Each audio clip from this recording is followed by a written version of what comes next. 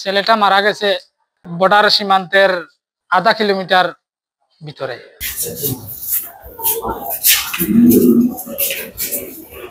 ছেলেটা মারা গেছে হিন্দু রইসরা বস্তি।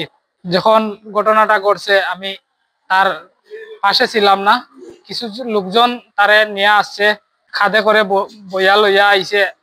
আওয়ার পরে আমি আসলাম বোম মেশিন চালানি এখানে। তখন গেছি, গিয়া দেখছি যে তার এই অবস্থা। বাংলাদেশ সীমান্তে তো অনেক বাংলাদেশি লোকজন বসবাস করে।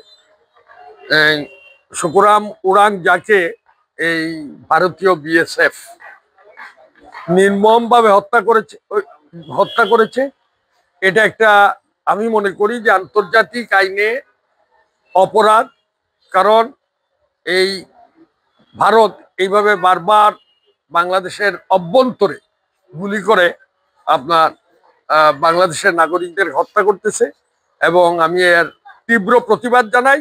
ফিরাং ওরাম নামে একজন গুলিবিদ্ধ রোগী আমাদের এখানে ব্রড ডেথ হিসেবে আসে প্রায় তখন গড়িতে 2:25 বাজে। আর আমাদের আরএমও ম্যাডাম উনি এসে সরাসরি এটা ডিক্লেয়ার দেন যে মৃত অবস্থায় এসেছে। জেলা স্বাস্থ্য কমপ্লেক্স কুলাউড়া থেকে সংবাদ পাই যে একজন ব্যক্তিকে উপজেলা হাসপাতালে আনা হয়েছে, সে গুলিবিদ্ধ। ফিলার নাম্বার 844 ইন্ডিয়ার সীমান্তে যায়। তখন ইন্ডিয়ার সীমানা ক্রস করলে তাকে বিএসএফ গুলি করে।